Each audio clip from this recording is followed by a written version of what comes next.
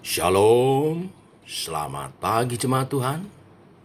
Berjumpa kembali dalam doa pagi online. Kau menunggu hidupku.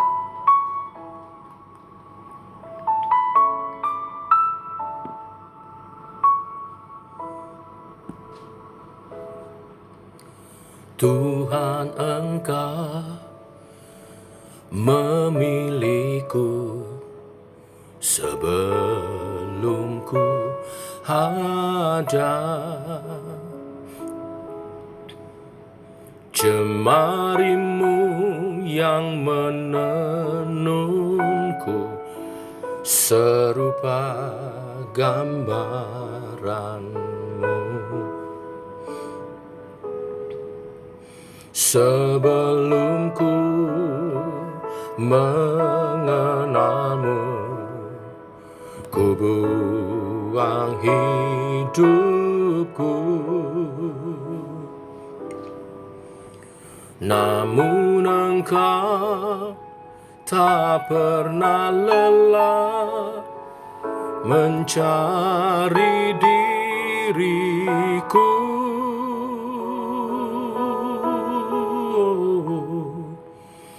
Tak kusangka sejak dulu Kau menunggu hidupku. Di altarmu ku sadari selama ini Kau menanti. Ku akui semua dosaku, ku lepas kehendakku. Biar seluruh nafasku memuliakanmu, Yesus Tuhan Kau Rajaku.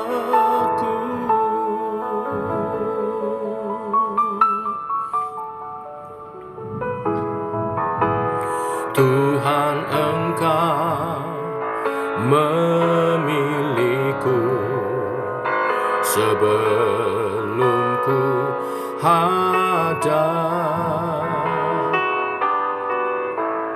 Jemarimu yang menenunku serupa gambaranmu.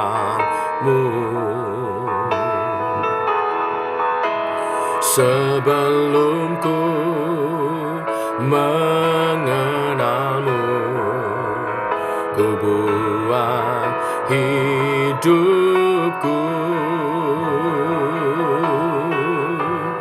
Namun Engkau tak pernah lelah mencari diriku.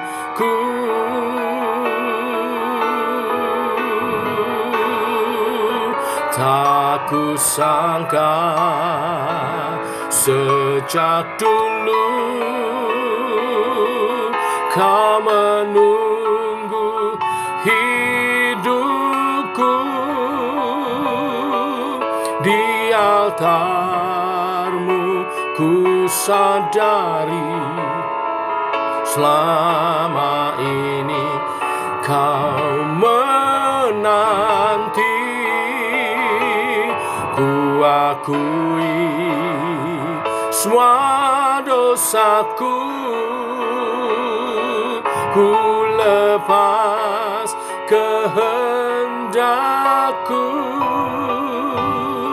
Biar seluruh nafasku memuliakanmu, Yesus Tuhan Kau Rajaku.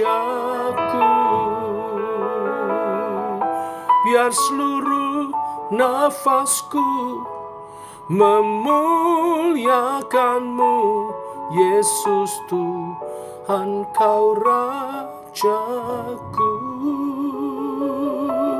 Biar seluruh nafasku nafasku memuliakanmu, Yesus Tuhan, Kau Raja.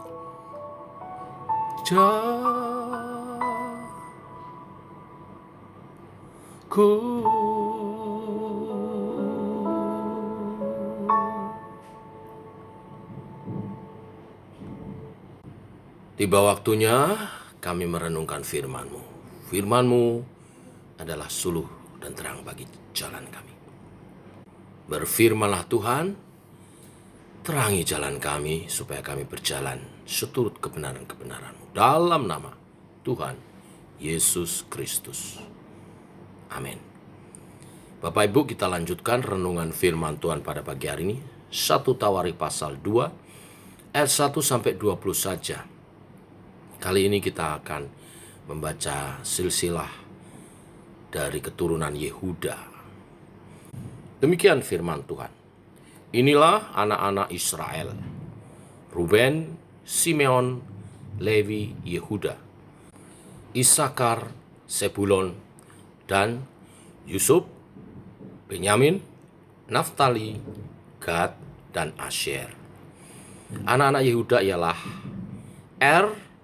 Onan, dan Shelah, 3 orang yang lahir bagi dia dari anak perempuan Shua, perempuan Kanaan itu. Tetapi anak sulung Yehuda itu adalah jahat di mata Tuhan, maka ia membunuhnya. Tamar, menantu perempuan Yehuda, melahirkan baginya Peres dan Serah. Semuanya anak-anak Yehuda ada 5 orang. Anak-anak Peres ialah Hezron dan Hamul. Anak-anak Serah ialah Zimri, Etan, Heman, Kalkol, dan Dara. Semuanya 5 orang. Keturunan Karmi ialah Ahar, yang mencelakakan orang Israel karena ia tidak taat dalam hal barang-barang yang dikuduskan itu. Keturunan Etan ialah Asarya. Anak-anak yang lahir bagi Hezron ialah Yirahmeel, Ram, dan Kelubai. Ram memperanakan Aminadab, dan Aminadab memperanakan Nahazon, pemimpin Bani Yehuda. Nahazon memperanakan Salma, Salma memperanakan Boas, Boas memperanakan Obed, dan Obed memperanakan Isai. Isai memperanakan Eliab, anak sulungnya, dan Aminadab anak yang kedua. Simei anak yang ketiga. Netanel anak yang keempat. Radai anak yang kelima. Hoshem anak yang keenam. Dan Daud anak yang ketujuh. Saudara-saudara perempuan mereka ialah Seruya dan Abigail. Anak-anak Seruya ialah Abisai, Yoab, dan Asael, 3 orang.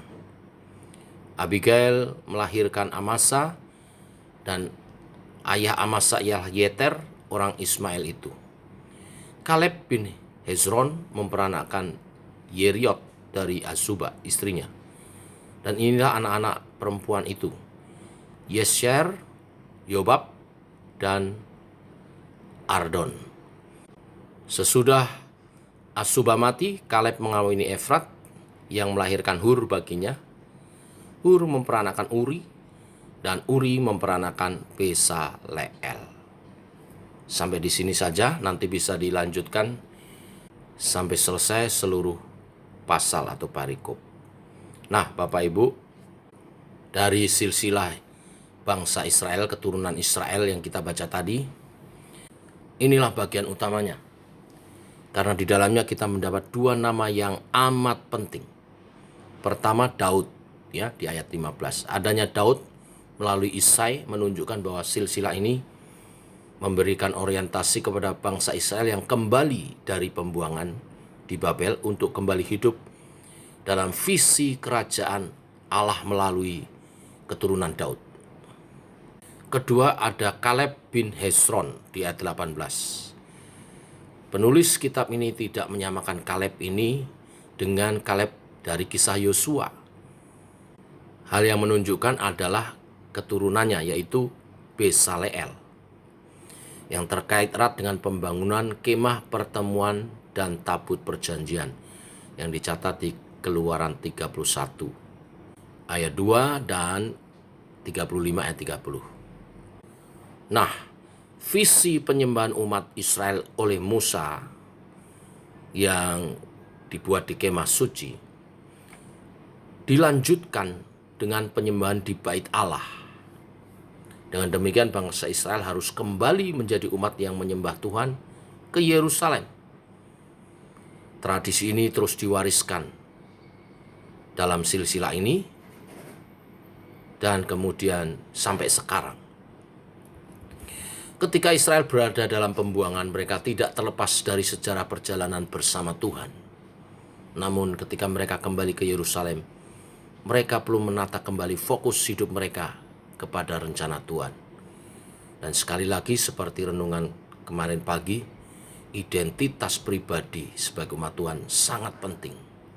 Mereka tidak boleh kehilangan identitas pribadi sebagai umat Tuhan. Bapak Ibu, dalam hidup kita, mungkin ada kalanya kita meninggalkan komunitas orang percaya, persekutuan kita, gereja kita.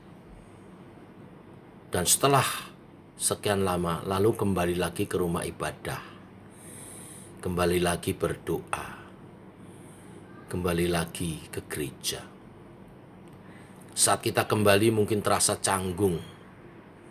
Apalagi harus berfokus pada visi Tuhan. Mungkin banyak perubahan. Mungkin banyak orang baru juga. Namun mengingat kembali penyertaan Tuhan dalam tahun-tahun hidup kita yang telah lalu dapat menolong kita mempunyai pandangan yang lebih tajam, rasa syukur, dan pemeliharaan Tuhan yang cukup, yang selalu menolong kita hari demi hari. Memberi diri lagi untuk mendengar panggilan ilahi kembali, membangkitkan keberanian untuk datang kembali ke rumah Tuhan. Berjalan bersama Tuhan memang sering tidak mudah. Hati bercabang dapat membuat kita gentar. Berkali-kali kita merasa tidak sanggup dan gagal, tetapi Tuhan tidak menyerah. Tuhan tidak menyerah kepada kita. Tuhan mau kita hidup menjadi umatnya yang setia. Mari datang kembali ke rumah Tuhan buat yang sudah lama undur.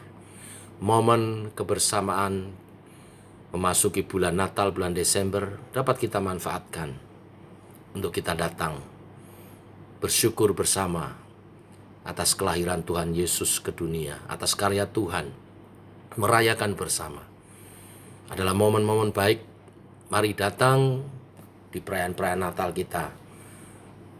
Dan jangan hilang kembali, bersama-sama kita kembali satu visi, berjalan melangkah di dalam Tuhan. Meniti batin kita, menegakkan jiwa kita kembali kepada Tuhan. Dan maju di dalam Dia, melangkah maju di dalam Dia. Tuhan memberkati kita semua. Amin. Mari kita berdoa. Bapa dalam surga, dalam nama Tuhan Yesus, kami mengucap syukur oleh kasih dan anugerah-Mu, rahmat-Mu baru setiap pagi. Tuhan, kami bersyukur untuk firman-Mu hari ini.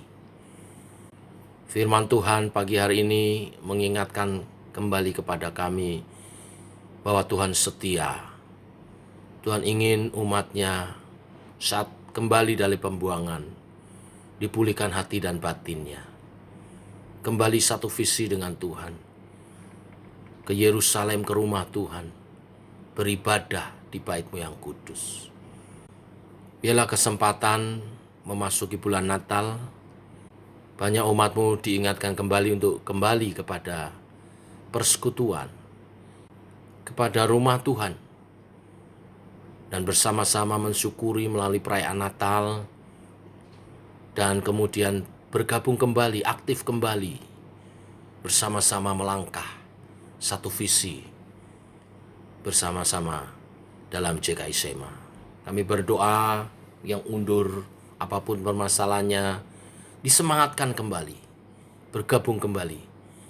Dan semua pengurus, semua jemaat yang setia menanti dengan rasa syukur, menanti dengan sukacita. Terima kasih Tuhan. Terima kasih untuk firman-Mu yang mengingatkan kepada kami hati Tuhan, hati Bapa yang selalu rindu pada anak-anaknya. Ialah memotivasi kami untuk kembali dalam pelukan Tuhan. Dalam nama Tuhan Yesus kami berdoa. Amin. Demikian saudara doa pagi kita. Selamat pagi, selamat berjalan bersama dengan Tuhan. Mari gunakan momen Natal untuk kita berkumpul kembali, satu visi melangkah bersama dalam Tuhan. Shalom, Tuhan memberkati.